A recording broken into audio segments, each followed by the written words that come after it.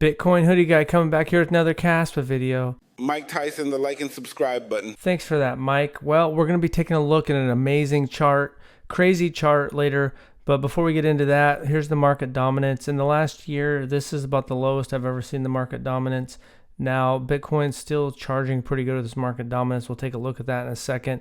On the day, Caspa was down 1.29% with the market dominance, but on this trading view, it's down 38% for the year, and it's went down to like 0.11 a couple times, but it broke through that.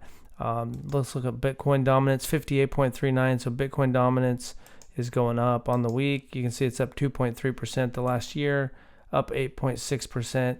It did get up to 62% and it's pulled back from that, but still looking pretty strong. The dollar also has been looking pretty strong, pretty much 108, down just a hair the last day, but you can see the last year on the dollar did go up and pulled back got it back down to 100, but since then, since September, it's been going up and to the right. Pi cycle top indicator, we'll take a look at that. We'll zoom in on here, take a look.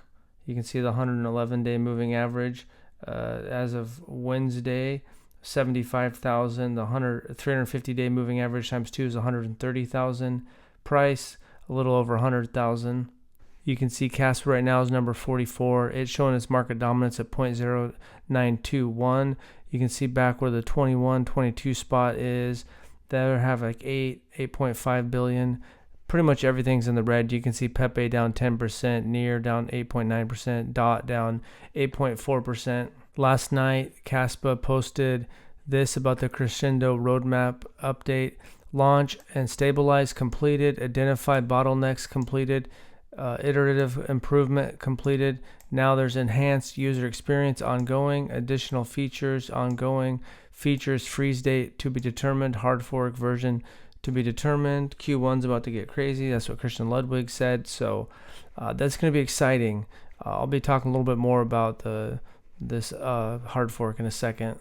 You can see Marathon Digital, the number one publicly traded Bitcoin miner. We know that they're mining Caspa.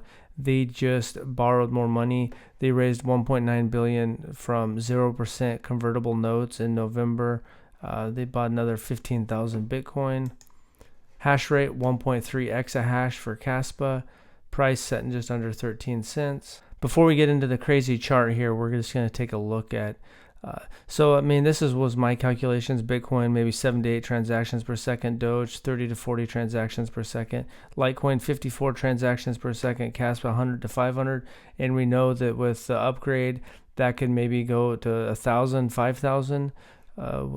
Just in a month or a couple months or 3 months. Q1.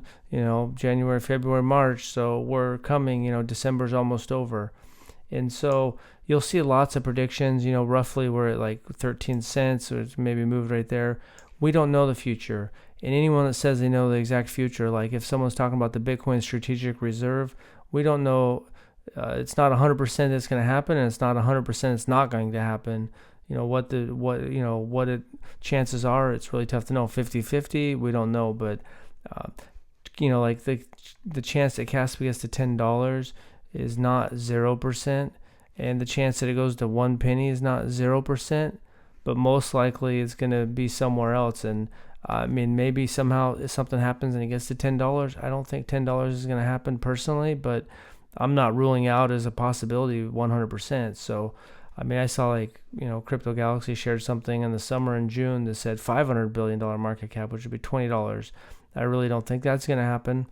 So part of it is that, do you want to ride it up and ride it all the way down? Caspa went down 50% in a bull market, and some people talk about how Caspa performed in the bear market, but it came to life and had a very, very low market cap. So thinking that it's going to perform the exact same, maybe somehow it does, but there's a good chance it doesn't.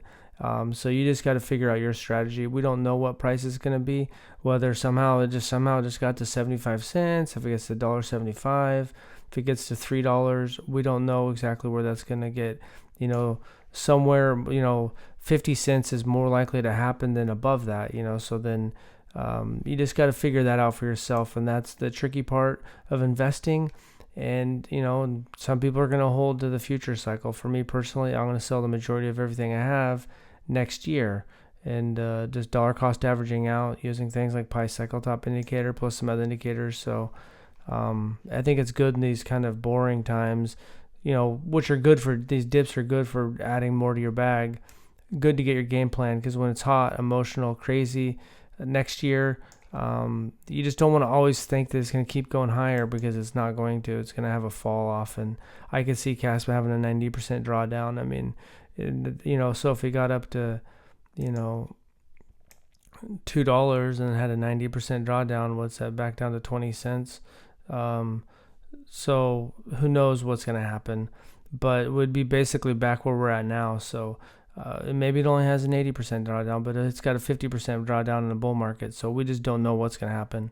But now let's get into that chart, ramble on here a little bit. So we can see that the fiscal year just started in October. So it goes from like October to November. So it really started in November, I guess. So November of 24 to next year is the new budget. The fiscal year to date since October of 2024, and it's already $624 billion in deficit. So that's pretty crazy. It's already a huge deficit in the year. The fiscal year just got started. Now here's the crazy chart. Now this goes all the way back to basically the beginning of the United States. Not quite all the way, 1790. And I don't think this is inflation adjusted. So their other chart this is the Treasury website.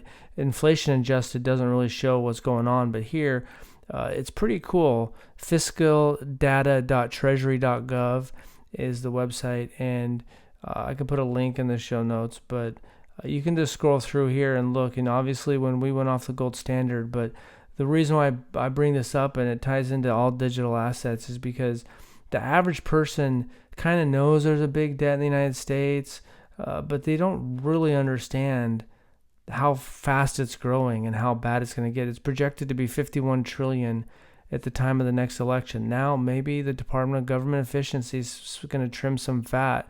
I think it's going to be a little bit harder than you think. I mean, don't get me wrong. I think there's plenty of government waste to be cut. I just think that it just might be too late. But maybe they have 4 years where they're able to kind of hold it together.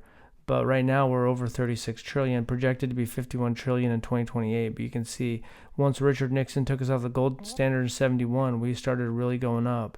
And then, we had a little bit of a pullback there the last couple of years of Clinton. And then basically since, the dot-com bubble, we just went bananas. It's went from 5.6 trillion up to 35 trillion. And you can see in 4 years, it could be up here where this is 40 trillion. It could basically be up somewhere right here.